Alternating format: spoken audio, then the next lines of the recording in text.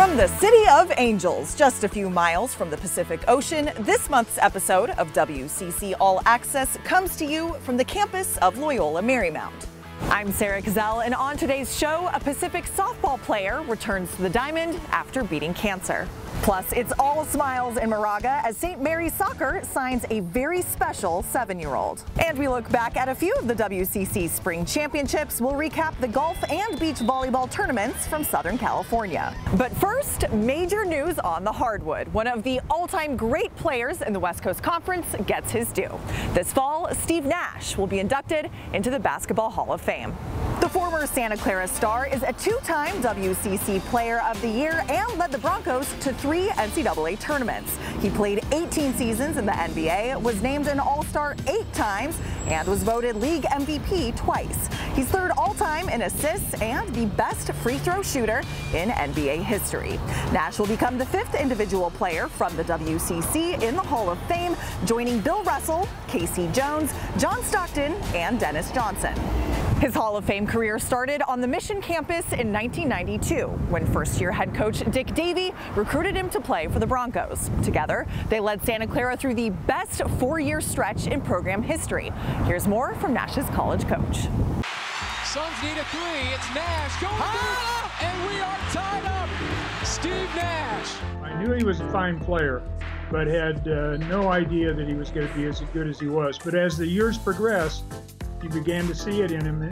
Just an unusual player, tremendous skills. You know, we were in the league before he was at Santa Clara with John Stockton, who had a lot of similar abilities. And Steve was what I would call one of the most unique human beings I've ever been around as a passer and a shooter. He was one of the best ever.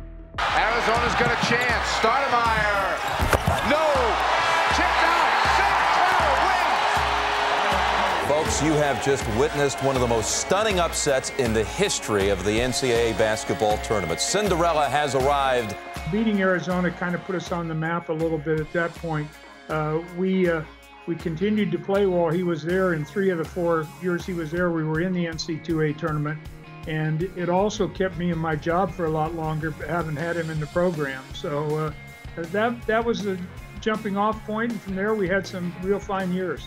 Steve might have been able, and I can't say this for sure, but might have been able to be a pro in 4 different sports. You know, ice hockey, soccer, baseball when he was younger, from what I've heard from his high school coaches, and basketball. So he was instinctively just a really fine player and had tremendous abilities. But his ability to get other people in the program to play at a higher level, if I were to say anything about what he did for our program at Santa Clara, it was getting other players to play at a higher level. Coaching him was as easy as it's ever been for me. You know, he became the coach on the floor. You'd like to take a lot of credit. We had a good staff. My assistant coach, Steve Ciandello, had a lot to do with Steve's development. And, you know, he was really easy to work with. And he was so deranged about the game. He affected the other people on the team. The other players got more and more involved and spent more and more time trying to refine their skills, and it really upgraded our program a great degree. Steve was a gift for me. I was very, very lucky.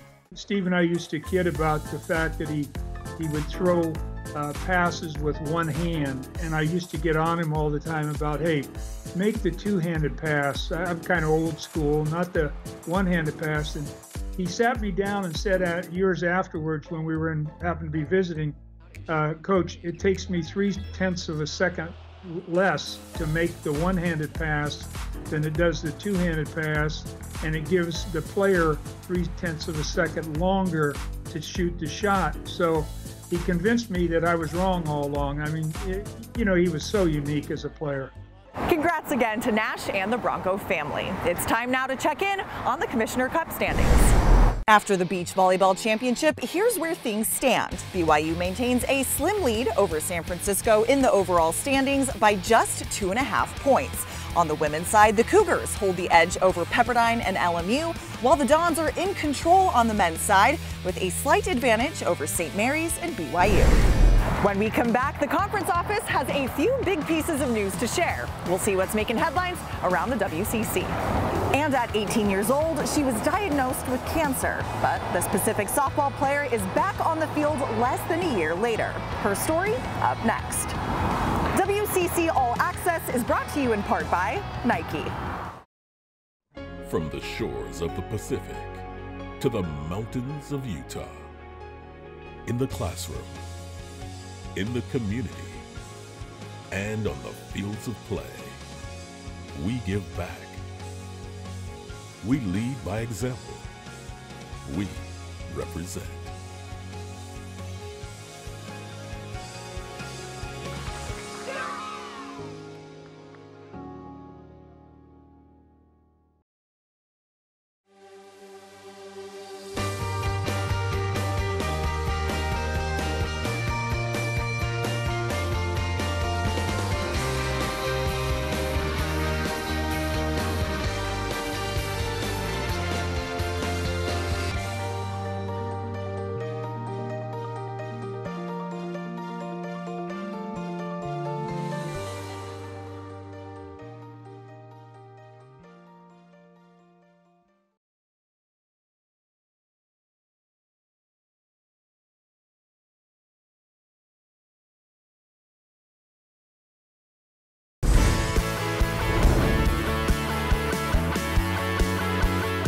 Smithfield at LMU, welcome back to WCC All-Access. It's time to go down the coast and see what's making headlines around the conference. The West Coast Conference has a new commissioner. Gloria Navarez is the 4th full-time commish in conference history. She joins the WCC after spending the last 8 years at the Pac-12. She previously worked as associate commissioner of the WCC in the mid-2000s. Welcome aboard, commish.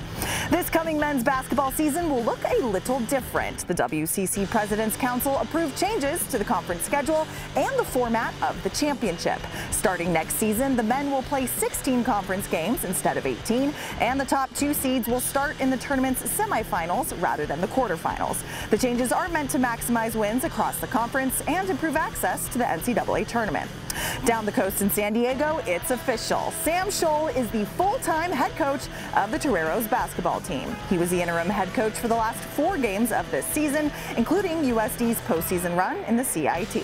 The San Diego alum has 18 years of coaching experience in the WCC, including 10 at his alma mater. And up in the Pacific Northwest, the University of Portland is expanding its campus. The school announced plans to build new athletics facilities near the Willamette River, including a track, 2 soccer fields, and tennis and rowing centers. The soccer fields are slated to be ready for this fall. She was just like any other freshman, ready to start college and her softball career. And then a month before the season, Maddie Hopper's life changed forever. The W.TV's Ezra Broder has more. She's always got something positive or uplifting to say. She's always there to back you up, no matter softball field, classroom, life, like she's there. I'm in the right place. This environment on campus is a community. A community that lifts each other up when times get tough. For Maddie Hopper, that time was last year when she discovered a lump on the side of her face. Didn't think anything of it, thought it had something to do with my wisdom teeth, so I just kind of ignored it. And then my parents came and visited me in the fall at one of our games, and they noticed that the bump had gotten a lot bigger, and I'd noticed it too. Our trainer at the time, she goes, I'm just gonna have, her have a specialist look at it when she goes home at Christmas. At 18 years old, Maddie was diagnosed with mucoepidermoid carcinoma, a type of cancer that's generally found in older adults. Hers was classified as high grade, meaning she didn't have a good chance for a full recovery. Nobody thinks that they're gonna get cancer. And so, yes, it was shocking. There's definitely a pause in your thought process and your heartbeat when someone mentions cancer. What? Like Hopper? Like our Hopper? Honestly, like the word devastating is probably a really good word for it, because she's a great person, and you never want to see a situation like that come on someone who has so much potential and just the personality she has. In January of 2017, Maddie had a 13-hour surgery to remove the tumor from her face, and that was just the beginning of her long recovery. She underwent 6 chemo infusions and 33 radiation treatments in just 3 months. I actually ended up losing about 20 pounds in the span of 2 weeks. So it definitely took a big toll on my body, and I was very fatigued. Physically fatigued, but mentally strong, the freshman credits her faith, her family, her friends, and the Pacific community for helping her get through the grueling rehab process. Honestly, I lost all of my fear, and I wasn't scared anymore. I was ready to face whatever came at me. She's a player you want around, so not having her here was just really big shoes to fill. And that's hard for me to say as an upperclassman looking down, but she really did have shoes to fill there. We actually played up in a tournament in Oregon where she's from, so we were able to see her. She came to our games. That was really cool. She called about taking a summer school class to start getting some units, to start getting back on track, and that's kind of when I knew she was going to be okay physically. I was like, okay, I need to build up muscle. Like, I need to start hitting again and getting on the field and try to get ready for next season, because I was ready to come back. The Tigers opened up this season with Maddie back on the field. She made her presence known during their first tournament of the year. This one is back. And that will be a home run. Hopper takes it. It's nice having one of my best friends back. It's great having her here and just on campus again. She's a grinder. She works her tail off, and she's always been that way, and she is just doing whatever she can to get back on the field as much as possible. I'm happy to be back. I'm happy to be going to school. I'm glad I'm alive. For WCC All-Access, I'm Ezra Broder. I think it's safe to say we are all so glad Maddie is back on the field for the Tigers. And in Moraga, the St. Mary's men's soccer team added a new member to the squad.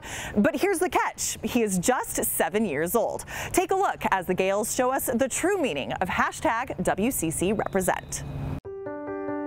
I'm doing good on my kicking. You are? You're just practicing?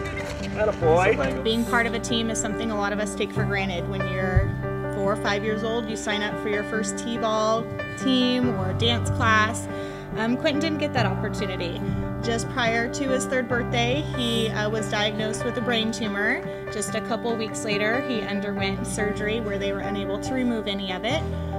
His first round of chemo, he completed 87 weeks of chemotherapy.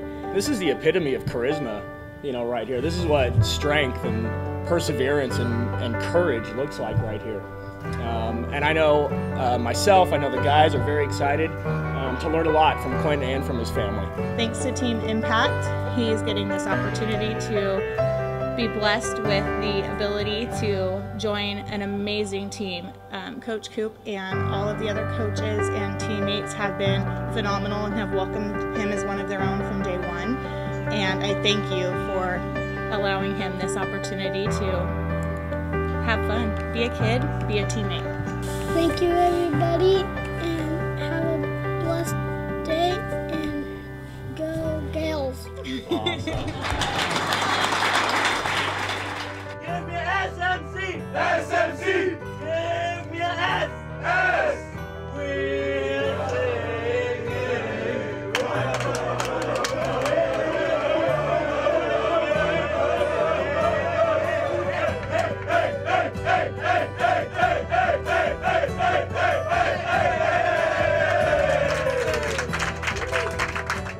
When we come back, we take a look at some of the best tweets and posts from around the conference.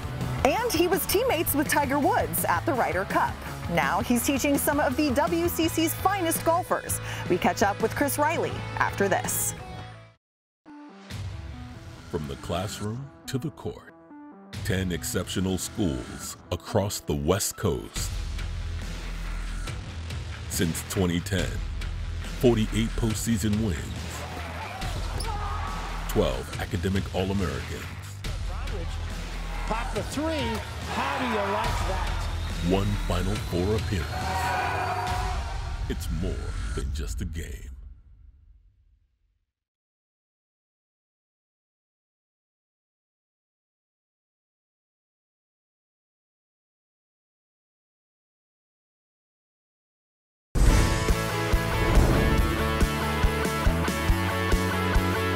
Let's take a look at some of the best moments on social media from across the conference. Domantas Sabonis is one of 4 Zags to be in the NBA playoffs. The Pacers' big man is making quite an impression in his second year as a pro, scoring a career-high 30 points just days before the postseason started. And you may be asking yourself, wait, 4 Zags? Sabonis, Kelly Olynyk, Zach Collins, and here's your 4th. The Utah Jazz signing a point guard named Stockton for the rest of the season. That sound familiar to you?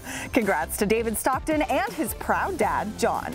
And here, more WCC alumni continuing to crush it on an international stage. The U.S. women's national team took on Mexico in a friendly, and check out this stat line from former pilot Megan Rapinoe. 1 goal, 4 assists. Yeah, fire emojis indeed. And have you seen USF from this angle before?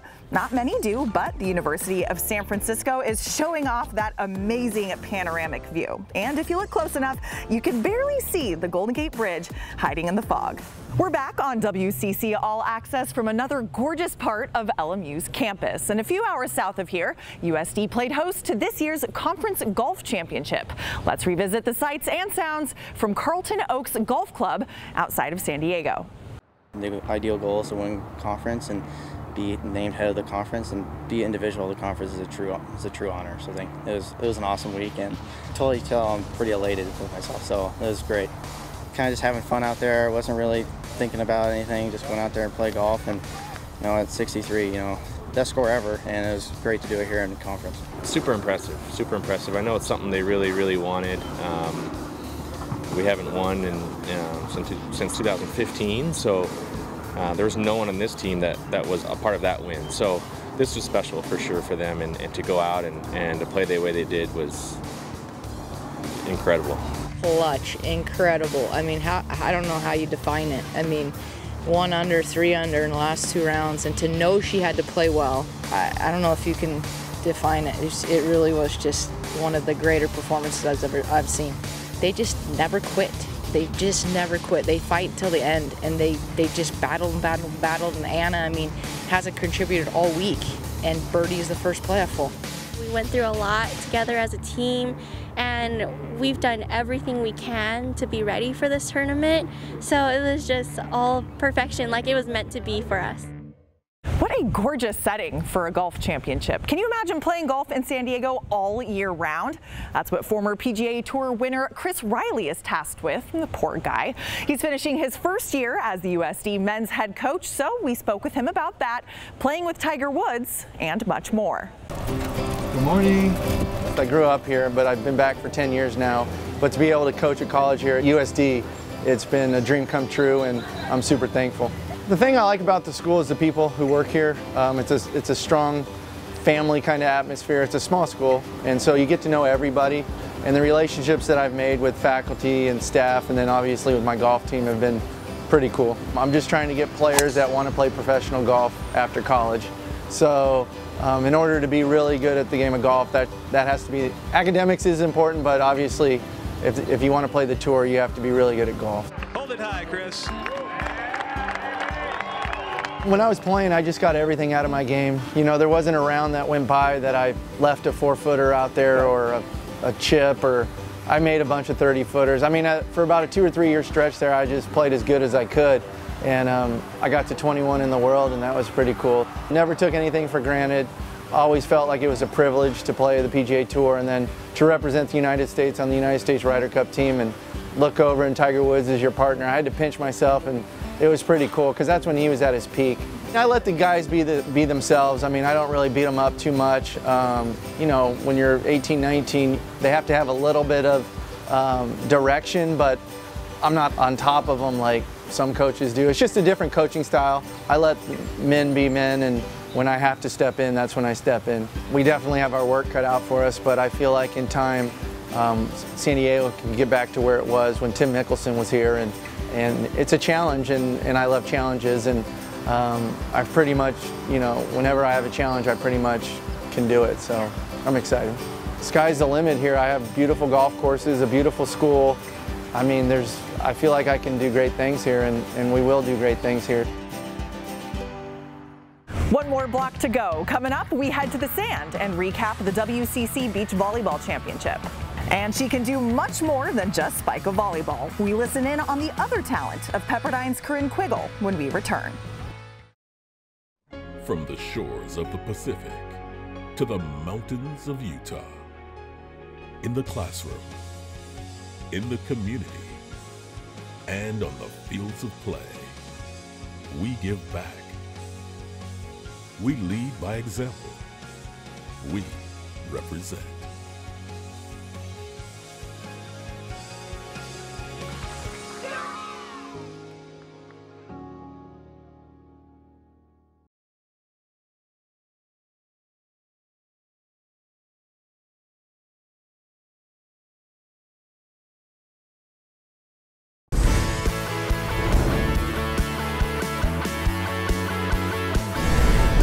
What to watch for over the next few weeks. The West Coast Conference will crown a rowing champion on May 12th at Lake Natoma in Sacramento. Gonzaga is the two-time defending champion there. And 2 weeks later at Banner Island Ballpark in Stockton, we'll see who's getting that automatic bid to the NCAA baseball tournament. You can catch the entire WCC Baseball Championship live on the W.TV beginning May 24th. Welcome back to WCC All Access. I'm Sarah Cazell. Some of the best volleyball teams in the country came to LA in late April for the conference championship. Here's Sammy O'Brien with more from Ocean Beach Park in Santa Monica.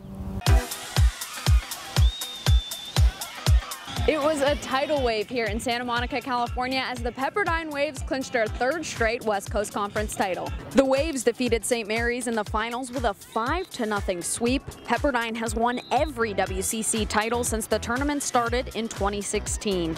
We had great competition today. I wanted them to be pressed a little bit and pushed, and I thought St. Mary's played fantastic. Really just bringing the energy back up for us. That's how we got it done, and staying together with the whole team. Like on every single court, we were talking from court to court, so I think that helped us really push through.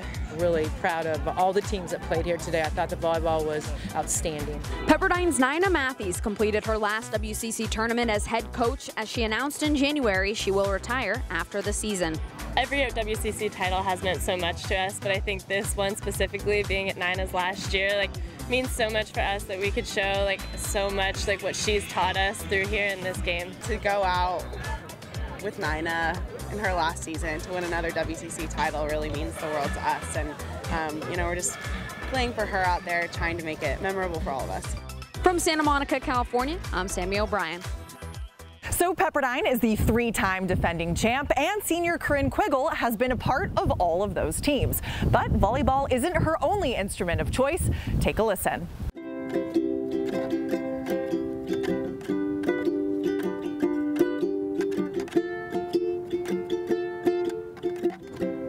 My mom and I were bored one night, and we had 2 ukuleles. We found one in my grandpa's old house when we were cleaning out, so we were just sitting around one night and decided to learn how to play. And it took us, we went through some YouTube videos, and it took us 10 minutes to learn these 10 basic chords pretty much. It took us a few nights. I think we could get it down a few songs and chords within the first night, but to really flow with it, I would just kind of playing all the time. It's just a fun instrument to play. It's one of the only instruments I can play. And it's fun to play with my family and everything that knows how to play it too. The rest of my family is actually really musically talented, but I am probably the least. Everyone starts out with the Over the Rainbow, but one of my favorites is one that my little brother and I play together, and it's it's the Disney song, that I Love You. I'd say even with some of the girls on the team, it was kind of a beach culture area when I moved out here, and so me and Maddie really loved that, and we learned how to surf, and we learned how to play the uke. Right now I'm the senior captain of the team. One of the best things that we have about our team is how connected we are and how unified we are as a group. Every single one of those girls has a strong role in this team, and I just think it's wonderful to see how we push each other and how far we've come as a team. We have a quote that's to be the best when the best is needed, and so I think our team can live up to that.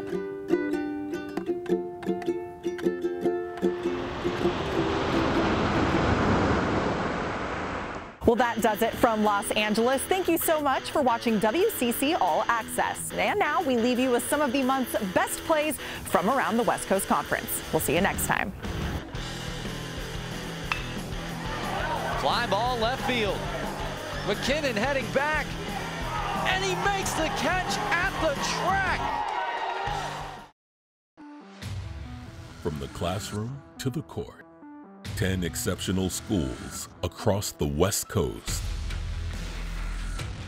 Since 2010, 48 postseason wins, 12 academic All-Americans. Pop the three. How do you like that? 1 Final Four appearance. It's more than just a game.